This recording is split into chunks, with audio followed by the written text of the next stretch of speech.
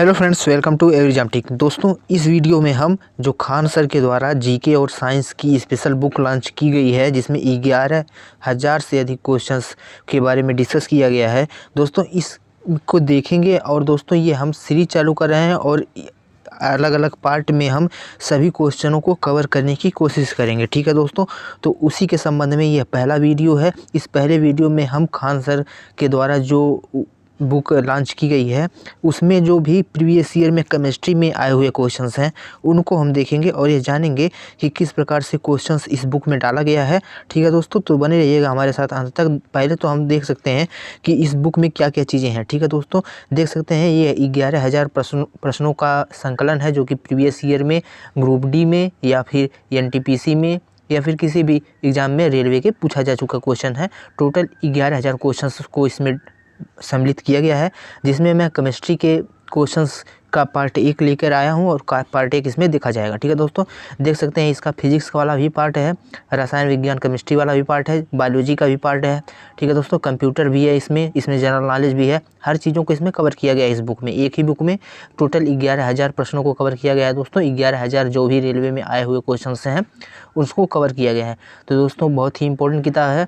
तो दोस्तों चलिए शुरू करते हैं। और दोस्तों यहाँ जो पहला हमारा चैप्टर है केमिस्ट्री का, यहाँ से हम इस चीज़ को चालू करेंगे। और दोस्तों हमारे चैनल पे आप बने रहिएगा ताकि आपको सभी पार्ट आपके पास पहुँच सके और आप सभी प्रश्नों को देखकर अपनी तैयारी को और बेहतर बना सकें। ठीक है दोस्तों, यदि आप नए हो हमारे YouTube चैनल पे तो तुरंत हमारे YouTube चैनल को सब्सक्राइब कर दीजिए। मात्र 1 सेकंड का समय लगेगा दोस्तों सब्सक्राइब करने में। उसके बाद आप हमसे जुड़ जाएंगे। फिर कोई भी वीडियो मैं अपलोड करूंगा तो उसका नोटिफिकेशन आपको सबसे पहले मिल जाएगा। चलिए दोस्तों शुरू करते हैं और देखते हैं कि किन किन क्वेश्चनों को इसमें कवर किया गया है और कौन कौन से क्वेश्चन है। ठीक है दोस्तों, तो पहला क्वेश्चन है दोस्तों यहाँ पे कि पहला क्वेश्चन है दोस्तों ये जो केमिस्ट्री का कि निम्नलिखित में से किसके अणुओं के बीच आकर्षण अधिकतम होता है। ठीक है दोस्तों, द्रवों में, ठोस में, गैस में या भी प्लाज्मा में। तो दोस्तों बहुत ही आसान क्वेश्चन है। इसमें ऑप्शन नंबर डी सही हो जाएगा। ठोस में अणुओं के बीच आकर्षण बल अधिक होता है, इसलिए वो जो है बहुत ही उनके अणु पास होते हैं। ठीक है दोस्तों, दूसरा है क्वेश्चन दोस्तों, पदार्थ के संदर्भ में निम्नलिखित में से कौन सा कथन सत्य नहीं है। तो दोस्तों इसमें पहला है कि पदार्थ के कणों के बीच कोई आकर्षण बल नहीं होता है। दूसरा, पदार्थ के द्रव और वायु में संतत स्थानांतरित होते हैं। तीसरा ऑप्शन है दोस्तों, पदार्थ कणों से बने होते हैं। चौथा ऑप्शन है दोस्तों, पदार्थों के कणों के बीच अंतर होता है। ठीक है दोस्तों, तो इसका ऑप्शन नंबर ए सही है। पदार्थ के कणों के बीच कोई आकर्षण बल नहीं होता है। ठीक है दोस्तों, यह पदार्थ के संदर्भ में यह जो है गलत कथन है। पदार्थ के अणुओं के बीच आकर्षण बल लगता है, कार्य करता है। ठीक है दोस्तों, तो यहाँ पे नहीं जो दिया है यही इस कथन को गलत कर दे रहा है। ठीक है दोस्तों, और सभी कथन सत्य हैं। ठीक है दोस्तों, अगला क्वेश्चन हम देखते हैं दोस्तों। ये भी देख सकते हैं आप 2018 में जो है RRB ग्रुप डी में पूछा गया क्वेश्चन है। तो दोस्तों RRB ग्रुप डी की यदि आप तैयारी करने वाले हों, जो कि एग्जाम चालू होने वाला है अप्रैल से, या फिर NTPC का आपके चौथे या 5वें फेज में एग्ज़ाम हो, तो दोस्तों आप इसको ज़रूर देखिएगा क्योंकि ये आपके एग्ज़ाम के लिए ऐसे इंपॉर्टेंट साबित हो सकता है। तीसरा दोस्तों है कि ठोस के कणों के संदर्भ में निम्नलिखित में से क्या सही है।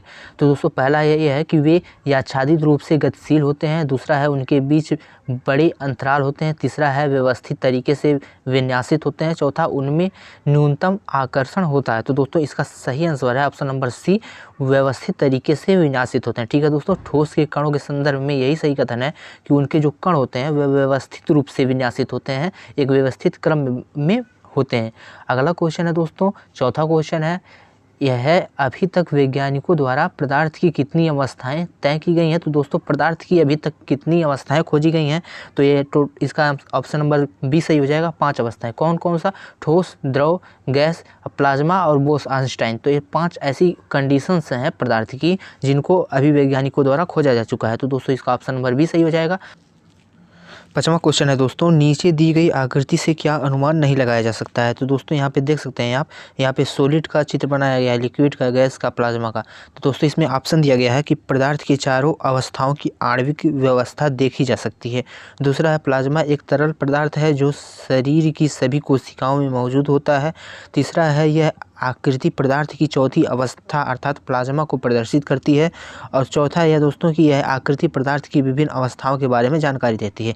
तो दोस्तों इसमें जो बी ऑप्शन है, तो दोस्तों बी ऑप्शन किसी पर्टिकुलर चीज़ के लिए कह रहा है जिसमें प्लाज्मा की जिक्र हो रही है, वो भी प्लाज्मा सभी कोशिकाओं के बारे में। तो दोस्तों चित्र से आपको ऐसा कुछ भी अनुभव नहीं हो रहा है कि इसमें शरीर से संबंधित कोशिकाओं से संबंधित कुछ भी। ठीक है दोस्तों, तो दोस्तों इसका ऑप्शन नंबर बी सही हो जाएगा, क्योंकि यही एक अलग है इन सभी कथनों से, चारों कथनों में से, जो कि 3 कथन हैं। इन चित्रों को आप देख के बता सकते हैं कि इनकी आणविक स्थिति कैसी है, इनमें पदार्थों की कौन सी अवस्था है। उसके बाद दोस्तों चारों अवस्थाओं के बारे में, इनमें आकृति कैसी होती है, इसके बारे में जानकारी प्रदान की गई है। तो दोस्तों इसके बी ऑप्शन जो हो जाएगा वह सही आंसर हो जाएगा। ठीक है दोस्तों, आगे बढ़ते हैं। अगला क्वेश्चन है दोस्तों हमारा इस वीडियो का कि डैश में विसरण अत्यधिक तीव्रता से होता है। तो दोस्तों किसमें जो है विसरण अत्यधिक तीव्रता से होता है, इसको बताना है। तो इसका ऑप्शन नंबर सी सही है, गैसों में, क्योंकि आप जानते हैं कि गैस में विसरण अधिक तीव्रता से होता है, इसलिए वह फैल जाती है। विसरण का मतलब ही होता है दोस्तों कि फैलना, फैलने की दर। ठीक है दोस्तों, तो किसकी फैलने की दर अधिक होती है, तो गैस की। अगला दोस्तों 7वां क्वेश्चन है, यदि अमोनिया गैस है तो कपूर क्या होगा। ठीक है दोस्तों, यहाँ पे आप देख सकते हैं, यहाँ पे यह केमिस्ट्री का क्वेश्चन है, लेकिन रीजनिंग के तौर पे पूछा गया है कि यदि अमोनिया का संबंध गैस से है तो कपूर का संबंध किस तरीके से। तो कपूर क्या है दोस्तों, कपूर ठोस है। यहाँ पे ऑप्शन नंबर बी सही हो जाएगा, क्योंकि अमोनिया गैस है तो कपूर ठोस है, ठोस अवस्था में पाया जाता है। 8वां क्वेश्चन है दोस्तों हमारा कि निम्नलिखित में से कौन सा कथन गलत है। तो यहाँ पे पहला दिया गया है पदार्थ के कण स्थिर अवस्था में होते हैं, दूसरा है पदार्थ के कण बहुत छोटे होते हैं, तीसरा है पदार्थ के कण एक दूसरे को आकर्षित करते हैं, डी है दोस्तों पदार्थ के कण के बीच रिक्त स्थान होता है। तो दोस्तों इसका ऑप्शन नंबर ए सही है कि पदार्थ के कण स्थिर अवस्था में होते हैं। तो दोस्तों पदार्थ के जो कण होते हैं वह स्थिर अवस्था में नहीं होते हैं, इसका जो है यह गलत कथन दिया गया है, क्योंकि जो है पदार्थ के कण जो होते हैं वह स्थिर अवस्था में नहीं होते हैं। ठीक है दोस्तों, आगे हम बढ़ते हैं। अगला क्वेश्चन है दोस्तों हमारा 9वां क्वेश्चन है कि डैश एक शुद्ध पदार्थ है, डैश एक शुद्ध पदार्थ है। तो यहाँ पे चीनी का घोल, मीथेन, दूध और वायु। तो दोस्तों यहाँ चारों ऑप्शन में से आप बी मीथेन जो है यह एक प्रकार का शुद्ध पदार्थ है, क्योंकि चीनी का घोल है, इसमें पानी चीनी मिला हुआ है, शुद्ध घोल नहीं है। दूध भी शुद्ध घोल नहीं है, और उसके बाद वायु भी शुद्ध घोल नहीं है, वायु में भी कई प्रकार का मिश्रण होता है। लेकिन ये जो मीथेन होता है, यह मीथेन केवल CH4 से ही बनेगा। CH4 जब कार्बन और हाइड्रोजन की एक निश्चित मात्रा मिलेगी तभी जो है मीथेन का निर्माण होगा। तो ये मीथेन जो हो जाएगा यह शुद्ध पदार्थ हो जाएगा। अगला क्वेश्चन है दोस्तों हमारा, अगला क्वेश्चन है निम्नलिखित में से कौन सा कथन सत्य है। तो पहला यहाँ पे देख सकते हैं आप, यह भी केमिस्ट्री का ही क्वेश्चन है, लेकिन इसको जो है रीजनिंग की तरीके से पेश किया गया है, जो कि थोड़ा समय ले सकता है स्टूडेंट्स का। तो यहाँ पे देख सकते हैं आप, यहाँ पे ये पूछा गया है कि कौन सा कथन सत्य है। तो यहाँ पे जो हमारा दिया गया है कि कथन नंबर 1 दिया गया है, दृढ़ता पदार्थ के प्रकार के अनुसार कणों के स्थान के आधार पर आकार बदलता है। उदाहरण के लिए ठोस पदार्थों का निश्चित आकार होता है, जबकि तरल पदार्थ उनके पात्र का आकार प्राप्त करते हैं, और देखा जाए तो गैस का कोई आकार नहीं होता है। तो एक तरीके से ये सही है। दूसरा यहाँ पे देख सकते हैं आप कि ये तो सही है दृढ़ता के बारे में, लेकिन यह नहीं बताया गया है। लेकिन यह गैस, ठोस इत्यादि के बारे में सही है, लेकिन ये दृढ़ता का परिभाषा सही तरीके से नहीं बता रहा है।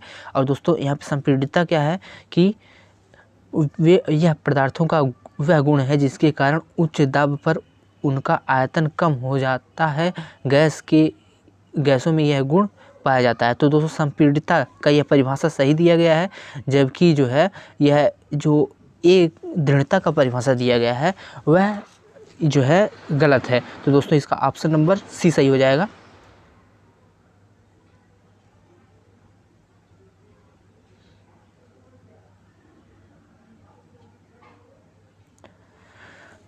तो दोस्तों इसका ऑप्शन नंबर सी हो जाएगा, केवल बी सत्य है। ठीक है दोस्तों, आगे बढ़ते हैं। और अगला क्वेश्चन हमारा दोस्तों जो 11वां क्वेश्चन है कि मिश्रण प्रकृति में होता है, किस प्रकार से होता है। तो मिश्रण दोस्तों समांगी और विषमांगी दोनों प्रकार से हो सकता है। तो ऑप्शन नंबर सी सही हो जाएगा। और दोस्तों 12वां क्वेश्चन है, इसमें एक मिश्र धातु किसका उदाहरण है। तो दोस्तों एक मिश्र धातु किसका उदाहरण है यह बताना है।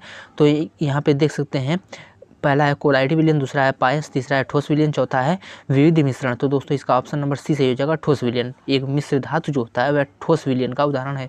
आगे बढ़ते हैं, अगला क्वेश्चन है दोस्तों कि निम्नलिखित में से कौन सा विषमांगी मिश्रण है। तो विषमांगी मिश्रण यहाँ पे जो ऑप्शन नंबर डी हो जाएगा यह सही हो जाएगा, विषमांगी मिश्रण है। क्योंकि विषमांगी मिश्रण इसलिए है क्योंकि मिल्क में जो दोस्तों जो है वसा की मात्रा भी होती है प्लस वाटर की मात्रा भी होती है, तो इस प्रकार से उसमें जो है अलग अलग अनुपात में मिले होते हैं। लेकिन जो वायु होता है या फिर पीतल होता है या पानी में चीनी का घोल, यह प्रकार का समांगी मिश्रण है। क्योंकि आप जानते हैं कि वायु में जो है कितने % नाइट्रोजन पाया जाता है, कितने % ऑक्सीजन पाया जाता है, आपको यह पता है, तो एक प्रकार का समांगी है। लेकिन दूध जो है एक प्रकार का विषमांगी मिश्रण है। आगे बढ़ते हैं दोस्तों, अगला जो हमारा क्वेश्चन है 14वां क्वेश्चन, निम्नलिखित में से विषम को पहचाने। तो दोस्तों वायु है, दूध है, मिश्र धातु है और जल है। तो इसका ऑप्शन नंबर जो डी हो जाएगा, जल, यह सही हो जाएगा क्योंकि यही विषम है और सभी जो है किसी न किसी प्रकार से संबंधित हैं। आगे बढ़ते हैं, अगला क्वेश्चन 15वां क्वेश्चन है दोस्तों इस वीडियो का कि सामान्य पदार्थ के भौतिक अवस्था में शामिल नहीं है। तो दोस्तों यह कौन सा पदार्थ है, डैश पदार्थ है। ठीक है दोस्तों, तो इसका ऑप्शन नंबर ए सही हो जाएगा, कोलाइड। मतलब यह दोस्तों कि कोलाइड जो पदार्थ होते हैं वह भौतिक अवस्था में सामान्य भौतिक अवस्था में शामिल नहीं होते हैं। सामान्य पदार्थों के भौतिक अवस्था में शामिल नहीं है कोलाइड पदार्थ। ठीक है दोस्तों, आगे बढ़ते हैं, अगला क्वेश्चन है 16वां क्वेश्चन कि हवा एक है, हवा क्या है। तो दोस्तों यहाँ पे ऑप्शन दिया गया है, शुद्ध मिश्रण है, केवल मिश्रणों का मिश्रण है, केवल तत्वों का मिश्रण है, डी है तत्वों और यौगिकों का मिश्रण है। तो दोस्तों इसका जो ऑप्शन नंबर डी सही हो जाएगा वह सही हो जाएगा, ऑप्शन नंबर डी सही हो जाएगा, जो दोनों तत्वों और यौगिकों का मिश्रण, हवा तत्वों और यौगिक दोनों प्रकार का मिश्रण है। और दोस्तों 17वां क्वेश्चन इस वीडियो का, वह विजातीय मिश्रण जिसमें विलय के कारण घुलते नहीं हैं बल्कि पूरे माध्यम में निलंबित बने रहते हैं। तो दोस्तों इसमें आप जानते हैं कि यह सस्पेंशन होता है, मतलब निलंबन होता है। ठीक है दोस्तों, निलंबन की क्रिया में जो होता है वह विलय के कण घुलते नहीं। जैसे कि आटा को पानी में गूथा जाता है तो जो आटे के कण होते हैं छोटे छोटे वह पानी में घुलते नहीं हैं बल्कि वह पानी में जो है निलंबित बने रहते हैं। इसी को सस्पेंशन या निलंबन कहा जाता है। ठीक है दोस्तों, तो ये हो गया 17वां क्वेश्चन।